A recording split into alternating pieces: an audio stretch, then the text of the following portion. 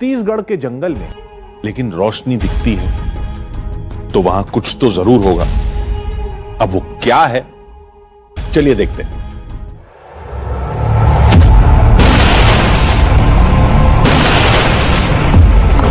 जहां अलौकिक रोशनी के होने का दावा है, यह हैरान करने वाला है।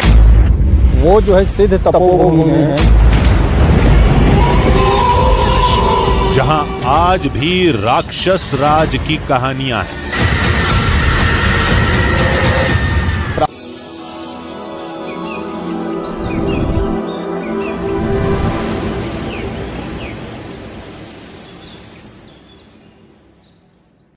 चलिए शुरू करते हैं। जय श्री माता खल्लारी।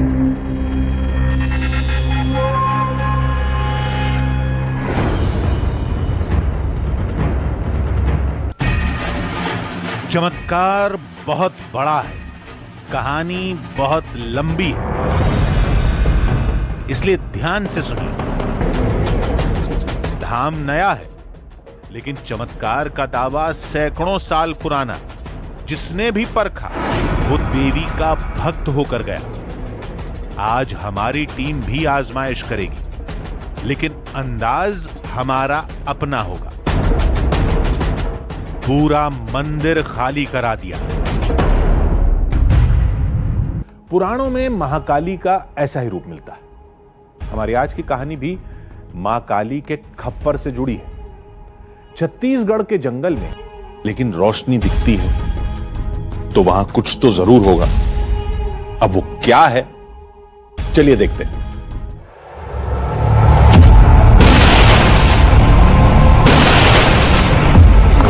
जहां अलौकिक रोशनी के होने का दावा है, यह हैरान करने वाला है। वो जो है सिद्ध तपोभूमि में है। जहां आज भी राक्षस राज की कहानियां हैं। प्रारंभ से लेकर अभी तक कभी राक्षसों से घिरा रहा, कभी आतंक से घिरा रहा। वहां जिंदगी का मौत से सामना है। मेरा पैर फिसल रहा है, मेरा पैर फिसल रहा है।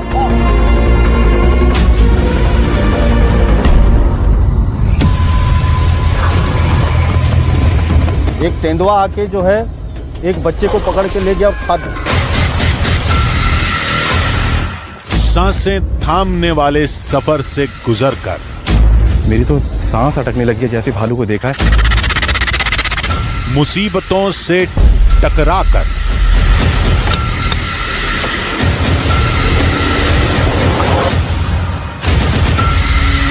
हमने जुनून की हर हद पार की। खतरा कई गुना बढ़ गया है। बेशुमार चुनौतियों का मुकाबला किया।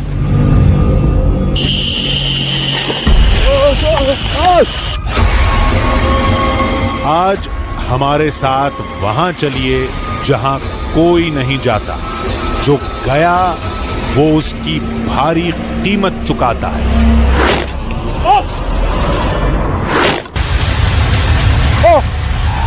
क्योंकि उस पहाड़ी पर छिपा है दिव्य ज्योति का रहस्य।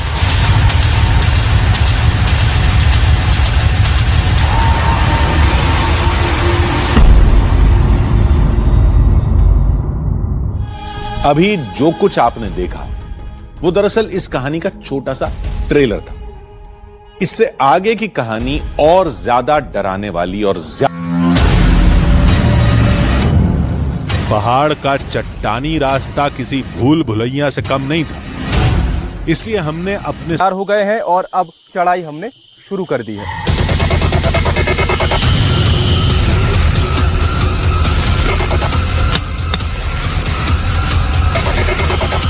जैसे तैसे आधा रास्ता हमने तय कर लिया। अभी और कितने किलोमीटर का सफर तय करना है, रास्ते में क्या क्या खतरे आएंगे यह भी नहीं पता था। हम अब तक जितनी मुसीबतों का सामना कर चुके थे उन्होंने हमारे हौसले को खत्म तो नहीं किया था, लेकिन हां उसे डगमगा जरूर दिया था। हमारी टीम ने यह ठान लिया था कि पता लगा कर रहेंगे और यही हमारी सबसे बड़ी भूल साबित हुई।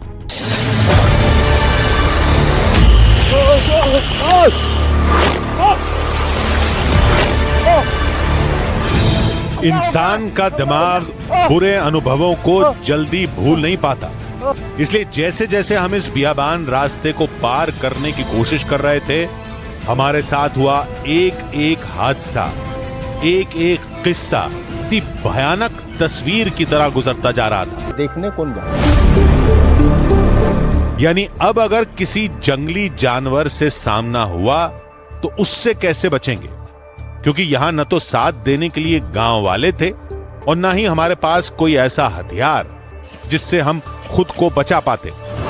कितनी और मुसीबतों का सामना करना होगा, ये बात हमारी समझ से परे जा चुकी थी। तभी अचानक हमारा सामना लंगूरों के एक बड़े झुंड से हो गया। ये झुंड इतना बड़ा था कि हम पर हमलावर भी हो सकता था, लेकिन शायद वो हम पर हमले के मूड में नहीं थे, बल्कि वो हमें किसी अनजान खतरे से आगाह कर रहे थे। लंगूर चीख रहे थे, शायद उन्होंने किसी खतरे को देख लिया था, झाड़ियों में छिपे किसी खूंखार शिकारी को जो हम पर अपनी नजर बनाए हुए था। और तभी हमारा सामना एक विशाल काय भालू से हो गया। जैसा अंदेशा था वही हुआ। गांव वालों ने कहा था कि पहाड़ पर ऊपर आपको जंगली जानवर देखने को मिलते हैं। भालू नीचे उतर आया है। ये देखिए खतरा बहुत ज़्यादा है। यहाँ पर पीछे हटना होगा यहाँ से, क्योंकि जंगली जानवर है, हमला कर सकता है। कुछ वक्त पहले ही हम भालू से बचे थे और यहां भी भालू के होने का खतरा था। गुप्त अंधेरा है, जिसे गुप्त अंधेरा कहते हैं। ये खतरनाक हो सकता है, क्योंकि यहाँ पर कहा जाता है कि कई तरह के जानवरों का निवास हो सकता है। अचानक पानी की कमी के असर ने अपना रंग दिखाना शुरू कर दिया।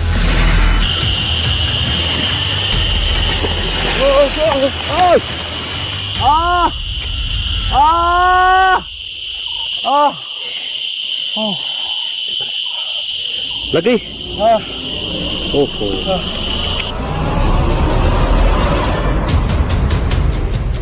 दिमाग अब काम करना बंद कर चुका था। थकान ने पूरे शरीर को निढाल कर दिया था कि तभी हमें लगा कि हमने कोई गलत रास्ता चुन लिया है, क्योंकि हमारे आसपास सिर्फ हमारी टीम थी। हमारे साथ आए गांव वाले न जाने कहां गुम हो गए थे, लेकिन अचानक वो कहां चले गए? कहीं किसी अनहोनी का शिकार तो नहीं हो गए या जानबूझकर भाग गए? हम ये सोच ही रहे थे कि अचानक मौत हमें छू कर निकल गई। टीम बाल बाल बची थी। हम पर जो कि आने में बहुत तकलीफदायक है, उसमें रेयर है, पूरा डिफिकल्ट है। ये रास्ता वही है, उधर से आता है। इसमें ना तो लाइटिंग है ना कुछ भी है, इसलिए हम लोग लाइटिंग वाले क्षेत्र से आए हैं। अभी हम लोग पहुंच गए हैं 580 सीढ़ी में, और आगे हमारा प्रोसेस जारी भी रहेगा। सो एंड हमारा कैमरामैन चेंज हो गया, एंड वॉइस नोटिफिकेशन आपको इंद्र कुमार वर्मा के माध्यम जानवरों का खतरा भी यहाँ पर बढ़ जाता है। कुछ घंटों की तलाश के बाद हमें एक गुफा दिखाई दी। क्या यही महर्षि वेद व्यास की गुफा थी? क्या यहीं उन्होंने तपस्या की थी? रोमांच से रोंगटे खड़े हो रहे थे। तो आखिरकार हम पहुंच गए हैं व्यास पहाड़ी के ऊपर, व्यास गुफा के एकदम भीतर। और शायद जो दावा किया जाता है कि भीषण गर्मी के समय में भी ये गुफाएं बेहद शीतल रहती हैं, बेहद ठंडी रहती हैं। लेकिन अगर आप इन गुफाओं को देखेंगे तो आप डर सकते हैं। डर इसलिए सकते हैं क्योंकि इन गुफाओं के आसपास कुछ ऐसे रास्ते यहां पर देखने को मिल रहे हैं जो कहां तक जाते हैं किसी को नहीं पता। गांव वाले कहते हैं कि इन गुफाओं में वे एक सीमित दायरे तक ही भीतर जा पाते हैं। अंत में ये गुफाएं काफी गहरी बताई जाती हैं। हालांकि इस पूरे इलाके में ये कहा जाता है कि भालुओं की तादाद बहुत ज्यादा है और ऐसे में इस बात से बिल्कुल हैरानी एक तरीके से, जहां तक टॉर्च जा रही है, जहां तक रोशनी जा रही है, वहां तक हम यहाँ पर जाने की कोशिश कर रहे हैं। कुछ वक्त पहले ही हम भालू से बचे थे और यहां भी भालू के होने का खतरा था। गुप्त अंधेरा है, जिसे गुप्त अंधेरा कहते हैं। ये खतरनाक हो सकता है क्योंकि यहाँ पर कहा जाता है कि कई तरह के जानवरों का निवास हो सकता है। हमें लौटना पड़ेगा यहाँ से क्योंकि इसके आगे नहीं जा पाऊंगा।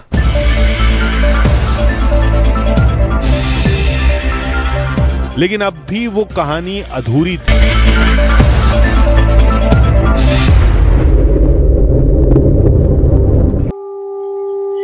नहीं, सुनकर हमने वो रास्ता चुना था, वो रास्ता आसान नहीं था।